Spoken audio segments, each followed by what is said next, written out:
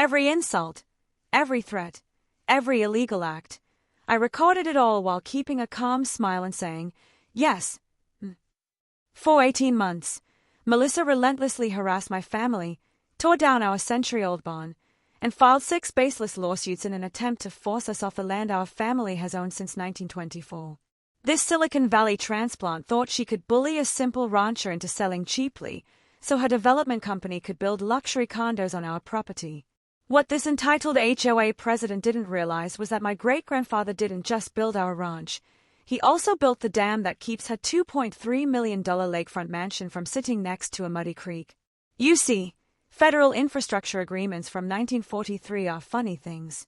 They give authority that overrides every local law, every HOA rule, and every county court order. When someone spends over a year breaking federal laws while trying to steal your family's legacy, that's when you stop playing defense and start teaching lessons about underestimating the wrong rancher. By the way, where are you watching this from? Drop a comment below because you're about to witness what happens when old-school justice meets a modern-day Karen. And I promise, it's more satisfying than anything you've seen on social media. Let me paint a picture of Whispering Pines Valley, Montana, a community of 847 souls nestled around the pristine waters of Lake Serenity, like something out of a postcard from simpler times. Each morning, mist rises off the lake with the scent of pine needles and possibility, carrying the haunting calls of loons over water so clear you can see 20 feet down. My family has called this place home since 1924, when my great-grandfather, Samuel Morrison, claimed the land and built the Morrison Ranch with nothing but determination and hard-working hands. That barn Melissa destroyed, Samuel carved every beam by hand and raised it with help from neighbors who understood that building something to last means building it with your community. But here's the thing about Lake Serenity, it's not entirely natural. Back in 1943, Samuel worked alongside the Roosevelt administration to build the dam system that created this paradise. The crisp, clean taste of the lake water comes from 3 generations of Morrisons meticulously maintaining the dam controls with the precision of a Swiss watch. I'm 52 now and work as a hydraulic engineer for the county water district. After my divorce last year, my teenage daughter Emma spends her summers with me. That barn was her sanctuary, the acoustics were perfect for practicing violin, and the old wooden rafters echoed with Bach and Beethoven like a concert hall built by angels. Then came Melissa Thornfield, 45, a former Silicon Valley executive who paid $2.3 million in cash for the most expensive lakefront property 18 months ago. She speaks like a corporate PowerPoint presentation and treats locals like quaint obstacles in her path. Her husband Marcus, a lawyer, communicates exclusively through legal threats. Together, they've been recruiting other wealthy newcomers to join the HOA board. The trouble began when Melissa declared, "My century-old barn violates new aesthetic standards and disrupts property sightlines." The smell of old hay and motor oil that shaped my childhood suddenly became an affront to her refined sensibilities. She discovered the barn had never been formally permitted, because permits didn't exist back in 1924, and wielded this technicality like a legal sledgehammer. The HOA vote was 6-1 in favor of ordering the barn's demolition. I was the only original resident left on the board. Emma's violin practice had become the soundtrack of defiance, her music drifting across the valley every evening like a reminder of everything we were losing. The worn wooden tool handles passed down through generations told the story of honest work and family pride. But that morning, as the demolition crew arrived, the taste of dust and defeat filled my mouth. What hurt the most was this wasn't just about aesthetics. I began to notice a pattern. Every multi-generational family in the valley was facing some form of HOA harassment. The Chens were cited for their vegetable garden. The Rodriguez family got fined for excessive truck repairs. The Patel's roadside fruit stand suddenly violated commercial activity rules. Melissa's Facebook group, Whispering Pines Beautification, was actually a hit list targeting local families she wanted gone. Her posts read like a real estate developer's wish list. Once we clear out these unsightly agricultural activities, property values will soar. The financial blow was immediate. That barn stored $40,000 worth of ranch equipment and vintage vehicles, including my grandfather's restored 1952 Ford that Emma had planned to drive to prom. But the emotional cost was far deeper. Watching the structure collapse felt like watching my family's DNA being erased from the land. Emma cried that night, not just for the barn, but for what it symbolized. "Dad," she said, "it's like they're trying to delete our history." She was right. This wasn't about property values. It was about erasing the people who built this place so newcomers could pretend they discovered paradise. That's when I realized I wasn't just fighting for a barn. I was fighting for the soul of Whispering Pines Valley.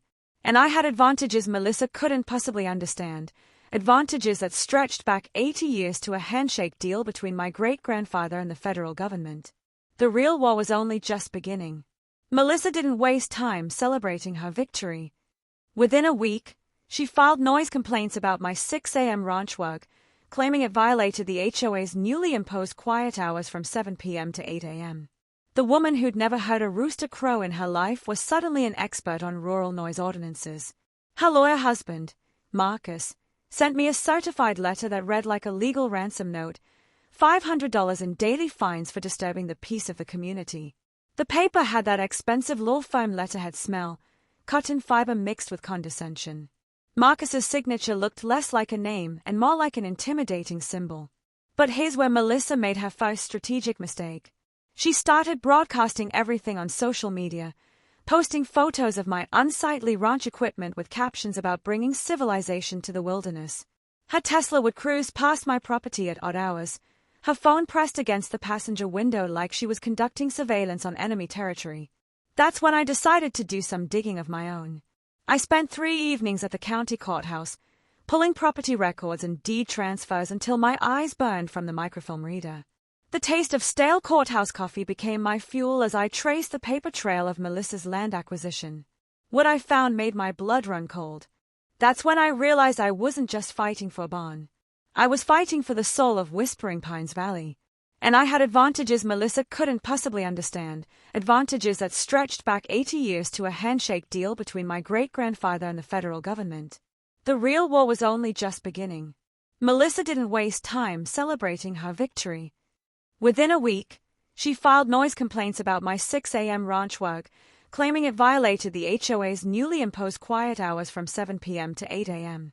The woman who'd never heard a rooster crow in her life was suddenly an expert on rural noise ordinances. Her lawyer husband, Marcus, sent me a certified letter that read like a legal ransom note, $500 in daily fines for disturbing the peace of the community. The paper had that expensive law firm letterhead smell, cotton fiber mixed with condescension. Marcus's signature looked less like a name and more like an intimidating symbol. But here's where Melissa made her first strategic mistake. She started broadcasting everything on social media, posting photos of my unsightly ranch equipment with captions about bringing civilization to the wilderness. Her Tesla would cruise past my property at odd hours, her phone pressed against the passenger window like she was conducting surveillance on enemy territory. That's when I decided to do some digging of my own. I spent 3 evenings at the county courthouse, pulling property records and deed transfers until my eyes burned from the microfilm reader. The taste of stale courthouse coffee became my fuel as I traced the paper trail of Melissa's land acquisition. What I found made my blood run cold. Her property had been sold to her by the Hendricks family, but old Tom Hendricks hadn't wanted to sell. The records showed a suspicious sequence. The property tax assessment mysteriously tripled, followed by a distressed sale to a holding company, then an immediate transfer to Melissa at below market rates. But here's the legal nugget that changed everything. Buried in my family's original deed was a clause granting perpetual agricultural use rights that predated any HOA formation by 70 years. Agricultural use rights are like mineral rights. They run with the land and can't be voted away by newcomers. The one-sentence takeaway: when you inherit land, you inherit rights often more valuable than the property itself. I started connecting with other longtime residents, and the pattern became clear. Every original family was facing coordinated harassment designed to force them out. Mrs. Chen, the retired teacher, had been keeping detailed notes on every HOA meeting. Her handwriting was as precise as a legal brief as she documented each suspicious vote and manufactured crisis. The minute twist came when Melissa escalated by reporting my unpermitted water usage to the state environmental agency. She claimed my cattle were polluting the lake and demanded an immediate investigation. The irony was delicious. The woman was attacking the very family that kept her lake filled with clean water. But I had an ace up my sleeve.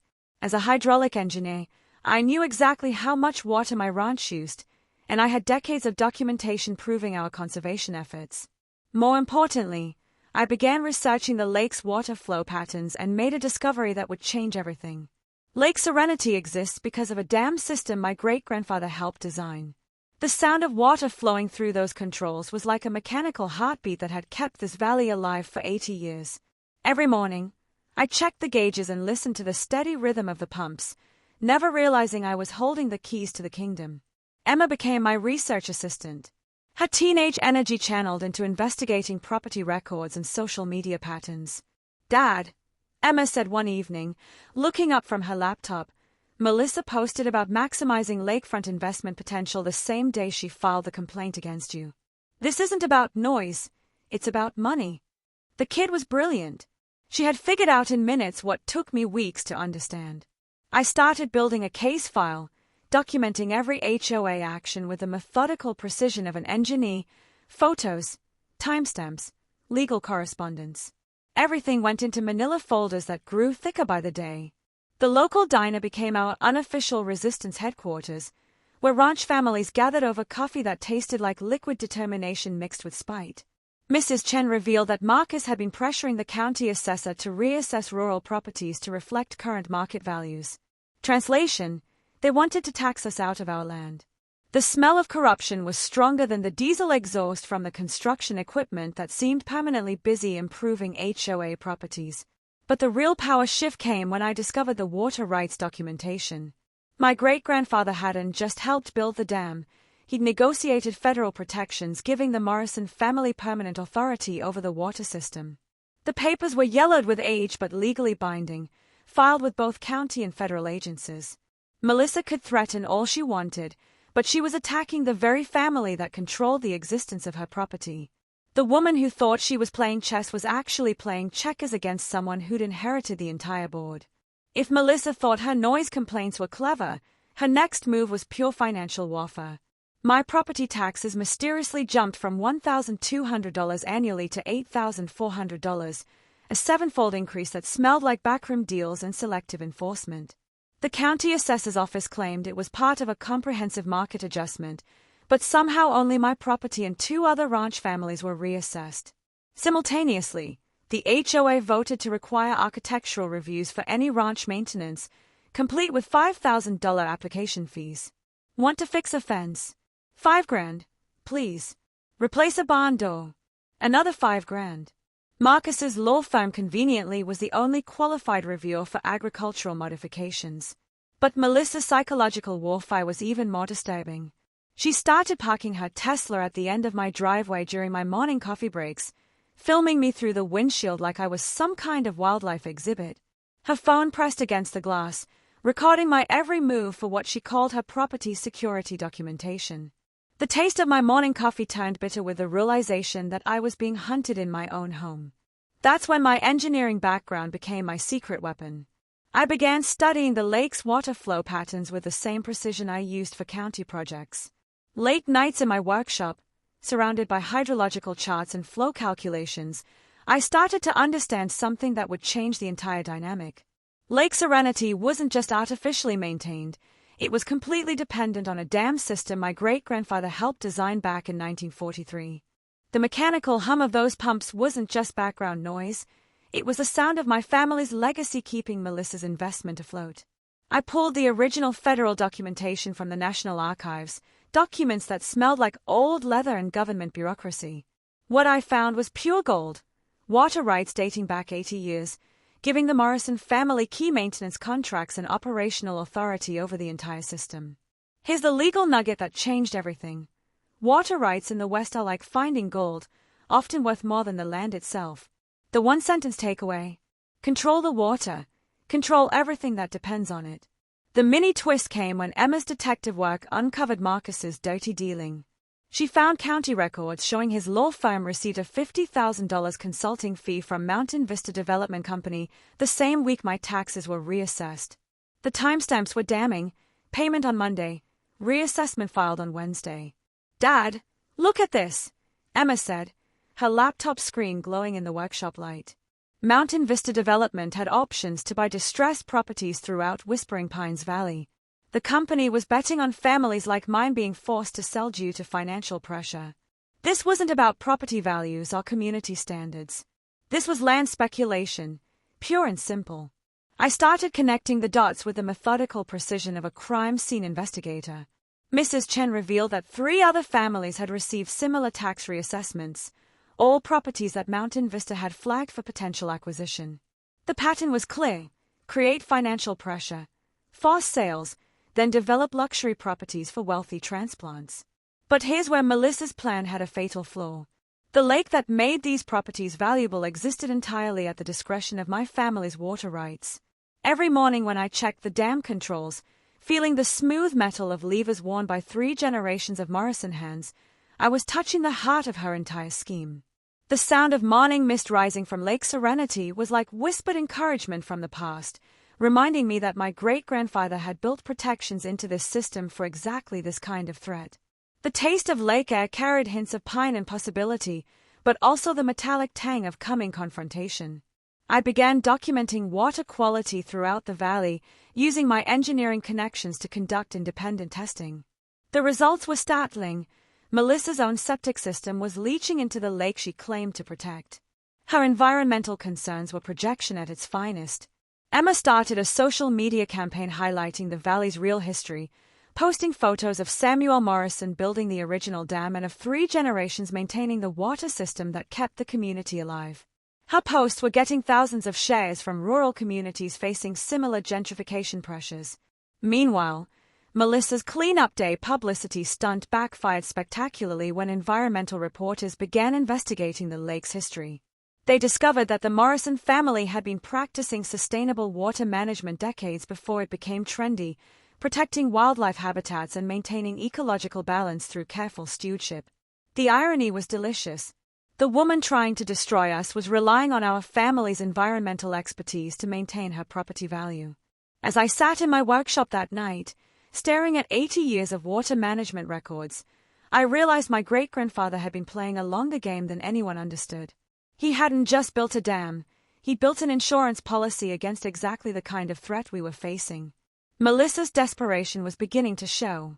She filed a lawsuit claiming my ranch created environmental hazards threatening lake water quality, the nuclear option in her campaign to destroy my family. The lawsuit read like environmental fiction, alleging my cattle were polluting the pristine waters that 3 generations of Morrisons had protected. But Melissa's real genius lay in media manipulation. She contacted Channel 7 News with a story about concerned citizens worried that outdated agricultural practices threatened their community's natural resources.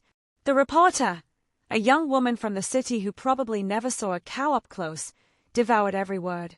Then came the Lake Serenity cleanup day, a photo op disguised as environmental activism. Melissa organized volunteers in matching t-shirts to pick up trash that mysteriously appeared overnight near my property line. The smell of freshly printed promotional materials mixed with manufactured outrage as cameras captured concerned citizens protecting their lake from agriculture. That's when I decided to fight fire with facts. Using my engineering connections, I arranged independent water quality testing throughout the lake. The results would have made Melissa choke on her organic kombucha and beet juice. My ranch wasn't polluting anything. In fact, our sustainable grazing practices were actually improving water quality by preventing erosion and naturally filtering runoff. But the real shocker was what we found near Melissa's property. Her designer septic system, installed by the cheapest bidder despite her mansion's price tag, was leaching directly into the lake she claimed to protect. The irony tasted like vindication mixed with disgust.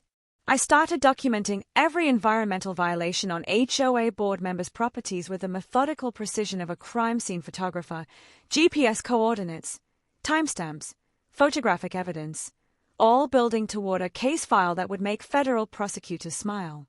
Here's the legal nugget that saved my bacon. Environmental lawsuits are double-edged swords. The plaintiff better have clean hands. One sentence takeaway: if you accuse someone of pollution, you better be spotless yourself. When someone accuses you of environmental crimes, the first step is to investigate their own backyard. The mini twist came during my research into the original dam construction documents. I was searching for ammunition to defend against Melissa's lawsuit when I found something that changed the entire game. My great-grandfather hadn't just helped build the dam, He had insisted on specific federal protections that gave the Morrison family ultimate authority over the entire water system. The papers were brittle with age but legally bulletproof. If the dam valves were closed, Lake Serenity would turn into a muddy creek in 48 hours. Every mansion, every resort plan, every property value in the valley depended on my family's continued stewardship. Emma was the first to grasp the full implications. "Dad," she said, looking up from the federal documents spread across our kitchen table, "you don't just maintain the dam. You control whether the lake exists at all." The kid was right. My great-grandfather had built the ultimate insurance policy against exactly this kind of threat. Meanwhile, Melissa's cleanup day was attracting genuine environmental groups who began asking uncomfortable questions about the lake's history. Real conservationists quickly realized the Morrison family had been practicing sustainable water management since long before Melissa was born. The sound of lake water lapping against my dock felt like whispered encouragement from generations past. Every morning, I'd walk down to check the water levels, feeling the smooth wooden planks worn by decades of family footsteps. For the first time, I understood I wasn't just a caretaker, I was a guardian. Local families started coordinating their legal defense, pooling resources to fight the coordinated attack on our community. The diner became our command center, where ranch families shared intelligence over coffee that tasted like liquid rebellion. Mrs. Chen's detailed meeting notes became vital evidence in our growing case against HOA overreach. Melissa's biggest mistake was underestimating the power of social media in the hands of a motivated teenager. Emma's documentation of our environmental stewardship went viral across rural communities nationwide, drawing attention from land rights advocacy groups and environmental justice organizations. The environmental lawsuit became Melissa's liability once her own violations surfaced. Channel 7 News ran a follow-up story about the concerned citizen whose septic system was actually polluting the lake she claimed to protect. The reporter's tone shifted from sympathetic to skeptical as the facts came to light. But the real power shift happened when I realized every property around the lake depended on infrastructure controlled by my family. Melissa had been trying to destroy the very people who kept her investment valuable. It was like attacking the foundation while standing on the roof. That evening, sitting by the lake and watching the sunset paint the water in shades of gold and possibility, I understood that my great-grandfather had been playing chess while everyone else was playing checkers. He'd built protections that would outlast any HOA, any lawsuit, and any threat to our family's legacy. The war was far from over, but for the first time since it started, I held all the cards. The game-changing discovery came at 2 a.m. on a Tuesday, buried deep in a box of federal documents that had been gathering dust in my workshop for decades. I was cross-referencing water rights with environmental protection laws when I found papers that made my hands literally shake as I read them. The 1943 federal agreement didn't just grant my family maintenance contracts, it classified the dam system as critical infrastructure, essential to regional water security. Any attempt to remove or restrict the dam operator's access wasn't just illegal, it was a federal crime, punishable by up to 10 years in prison. My great-grandfather Samuel hadn't just been building a dam, he'd been building a fortress of legal protection that would span generations. The papers smelled like old leather and government authority, each page stamped with official seals carrying the weight of the Roosevelt administration's wartime infrastructure priorities. But here's the clause that changed everything. The Morrison family held perpetual operational authority over water flow. Meaning, we didn't just maintain the dam, we legally controlled the entire lake's existence. The federal backing came from a time when America understood that critical infrastructure couldn't be subject to local political pressure.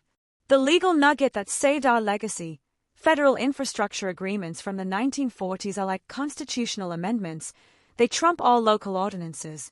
One sentence takeaway, when your great-grandfather made a deal with the federal government, that handshake carries more weight than any HOA board vote. Emma's contribution to this revelation was brilliant. While I was drowning in legal documents, she was conducting digital detective work that would make the FBI proud.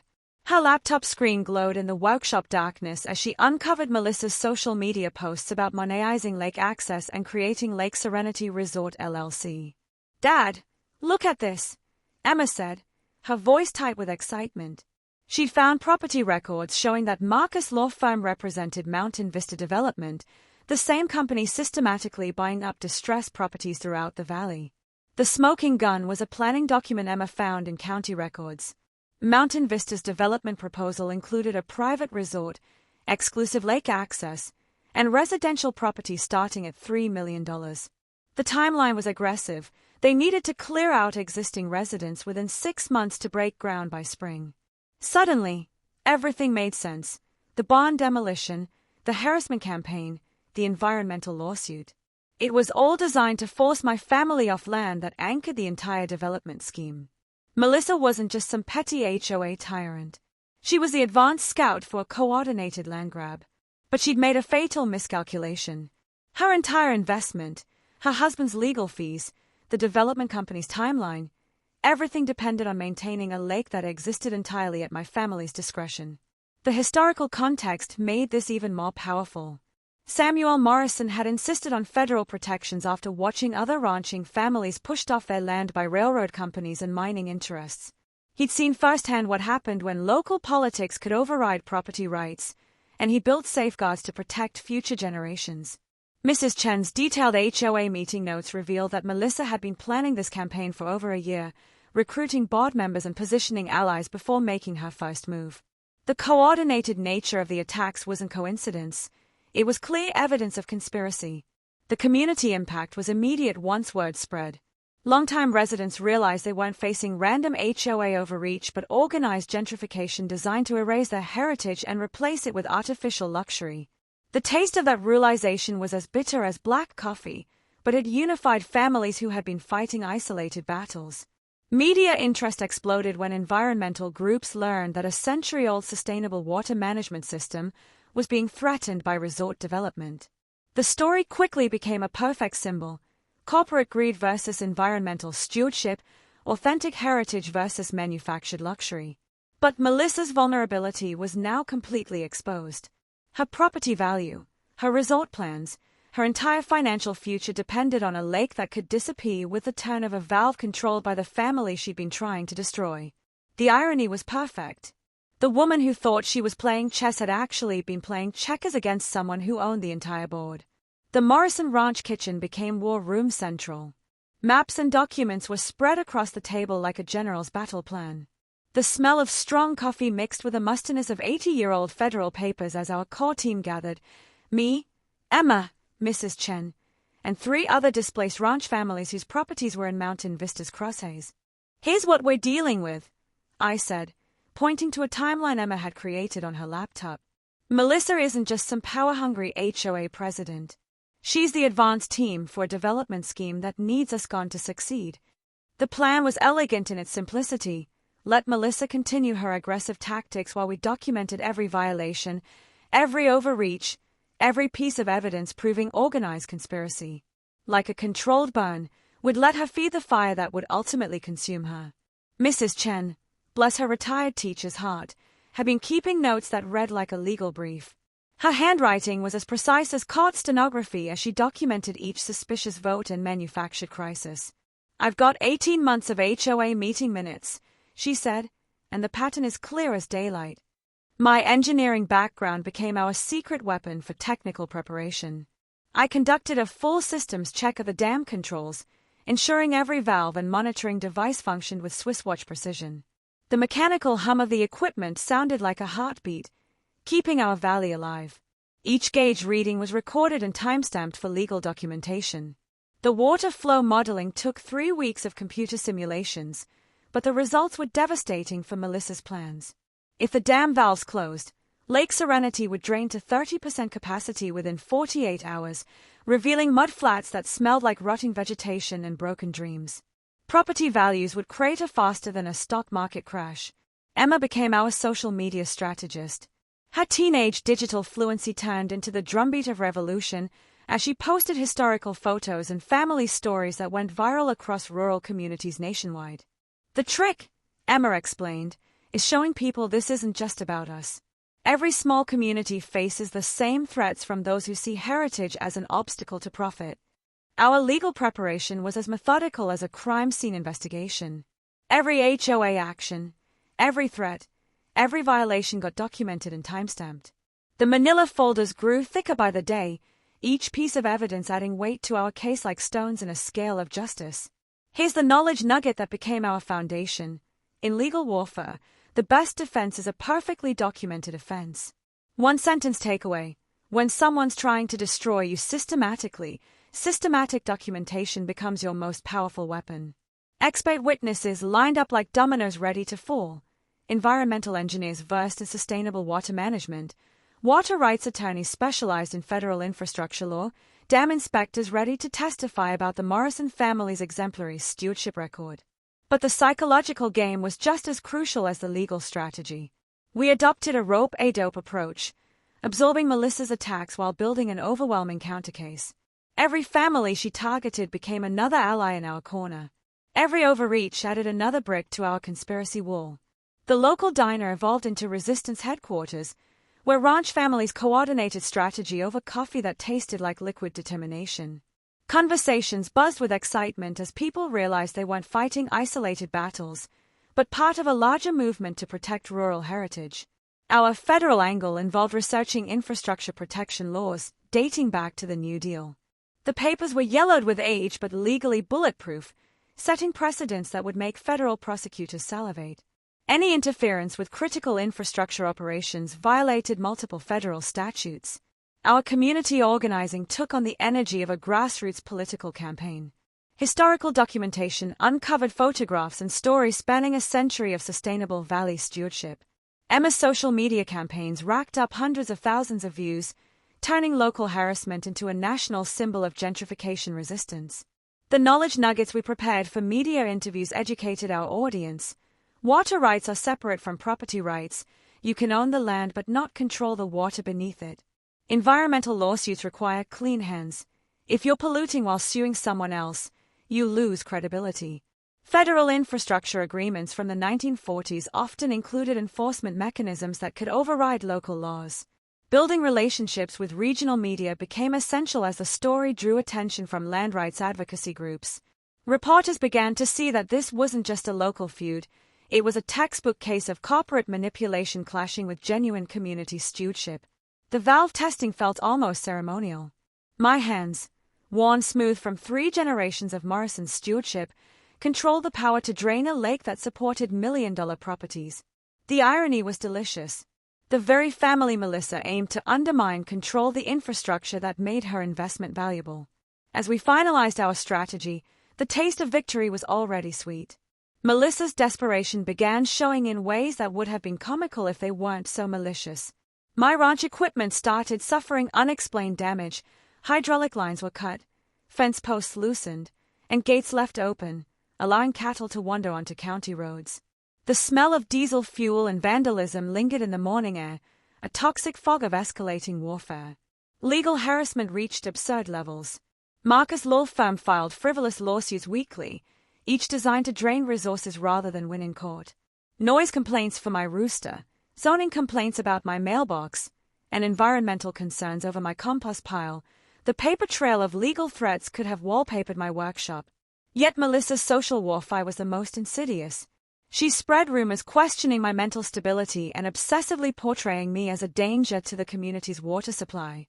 Her Facebook posts read like psychological warfare, aimed at isolating me from neighbors who might have offered support. Economic pressure was coordinated and relentless. Local businesses began refusing my family service. Our feed store account was suddenly under review. The hardware store blocked from ordering parts for my equipment, and even the coffee shop made Emma feel unwelcome. The bitterness of community rejection was palpable, like burnt coffee grounds on the tongue. That's when my engineering expertise turned into a counterintelligence operation. I installed a sophisticated monitoring system around the property, using the same precision sensors I employed for county water projects. The electronic hum of surveillance equipment merged with the mechanical rhythm of the dam controls, creating a symphony of technological protection. The results were invaluable. Security cameras caught Marcus sneaking around my property at 2 a.m., photographing equipment and probing for vulnerabilities. Night vision footage revealed him trying to access the dam maintenance road, clearly scheming to interfere with water system operations. Here's the key lesson. Sometimes the best response to harassment is a meticulous investigation of the harasser. When someone attacks systematically, they are often hiding systematic crimes of their own. But Melissa's strategic misstep escalated into federal crime territory. She tried to physically block my access to the dam maintenance road, claiming it belonged to the HOA, despite federal documentation proving otherwise. Her Tesla sat across the access gate like an expensive barricade while she filmed herself protecting community resources from unauthorized access. The irony was delicious. Interfering with critical infrastructure maintenance violated multiple federal laws, turning what had started as civil harassment into a potential felony. My security system captured every moment, Marcus physically blocking the gate while Melissa provided running commentary for her social media followers. Federal attention intensified as the dam became a serious infrastructure protection issue. County water district supervisors began asking pointed questions about HOA interference with essential services. The smell of a federal investigation hung in the air like ozone before a thunderstorm. Community support reached a tipping point as Melissa's sabotage campaign spectacularly backfired. Instead of isolating me, her desperate tactics united the valley against HOA overreach. Ranch families, long fighting their own isolated battles, realized they faced a coordinated enemy that demanded coordinated resistance. Local news coverage shifted, too. Melissa's environmental concerns faded as reporters began investigating the harassment campaign targeting multi-generational families. Channel 7's reporter, the same one who initially bought Melissa's story, started asking uncomfortable questions about the timing of attacks on specific properties. Emma's social media documentation went viral in rural communities nationwide, turning our local struggle into a symbol of resistance against gentrification. Her posts attracted attention from land rights organizations and environmental justice groups, who recognized that authentic stewardship was under attack from artificial development. The psychological toll on Melissa and Marcus was evident. Their coordination became sloppy, and their attacks more desperate than strategic. The taste of their panic was sweet as honey, especially as federal agents began asking questions about infrastructure security. My emotional journey deepened as I channeled fury into systematic evidence collection. Seeing Emma hurt by community rejection triggered a protective instinct, transforming anger into laser-focused determination. Every act of sabotage became another piece of evidence in our growing federal case. The ranch morning air still carried the taste of freedom under siege, but now it also held the metallic tang of approaching justice. Melissa's final gambit was as desperate as it was revealing. She showed up at my door one Tuesday morning with a briefcase full of cash, $500,000 in crisp hundreds, offering to buy my property so we could relocate somewhere more suitable. The scent of new money mingled with expensive perfume and barely concealed panic as she laid out the bills like a poker player going all in with a losing hand. "Think about Emma's future," she said, her corporate smile cracking at the edges. "This money could pay for any college, any life she wants, far away from all this unpleasantness."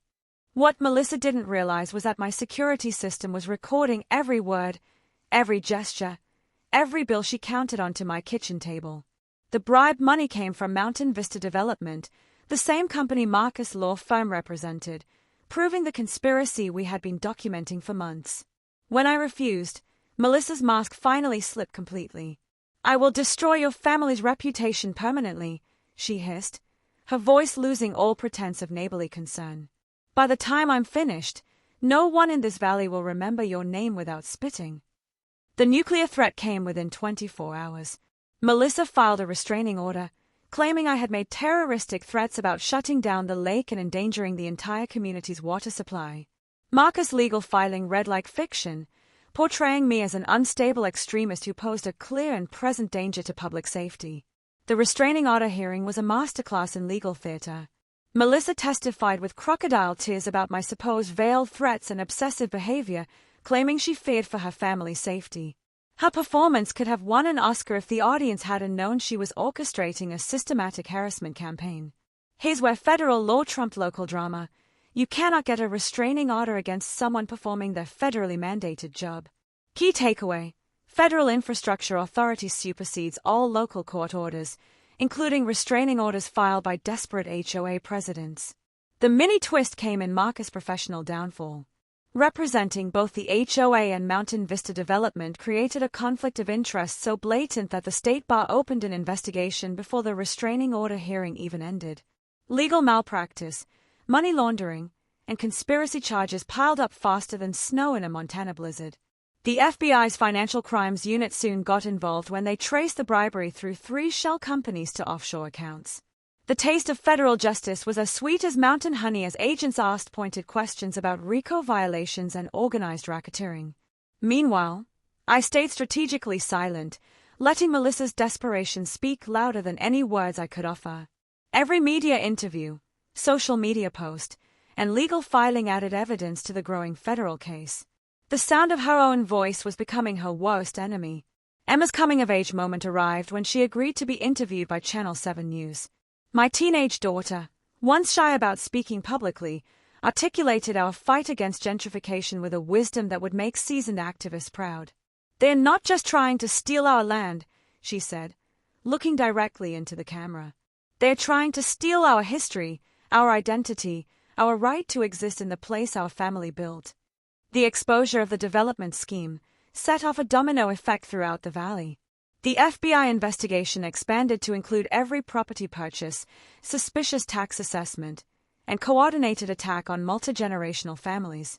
Mountain Vista's financing structure revealed offshore money laundering and tax evasion schemes that made the local harassment look like amateur hour.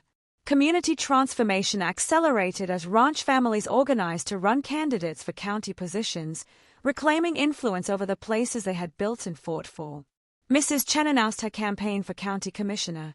Armed with 18 months of meticulously documented notes exposing corruption, the local diner buzzed with political energy, a mix of coffee and revolution. Emma's social media influence reached hundreds of thousands of followers, her documentation becoming a blueprint for rural communities nationwide fighting similar gentrification schemes. Her essay on water rights won the state high school competition, earning her scholarship offers from environmental law programs across the country. The courthouse hallways echoed with the footsteps of federal agents, environmental prosecutors, and civil rights attorneys who understood this case would set precedents for protecting rural heritage against predatory development. The taste of institutional support was as refreshing as mountain spring water after years of fighting alone. The real power shift came when Melissa realized that every attack she had launched had spectacularly backfired. Her environmental lawsuit exposed her own pollution violations. Her harassment campaign produced federal evidence of organized crime. Her bribery attempt triggered money laundering investigations that threatened to destroy everyone connected to Mountain Vista development. That evening, I stood by the lake, watching the sunset paint the water in shades of gold and vindication. I could almost hear my great-grandfather's laughter echoing across the valley. He had built protections that were finally being tested, and they were holding strong against forces he had anticipated, though never lived to see. The war was nearly over, but the most satisfying battle was still ahead. The annual Whispering Pines Town Hall meeting had never seen anything like this. The high school gymnasium was packed beyond capacity with residents, media crews, and federal agents who had driven up from Billings.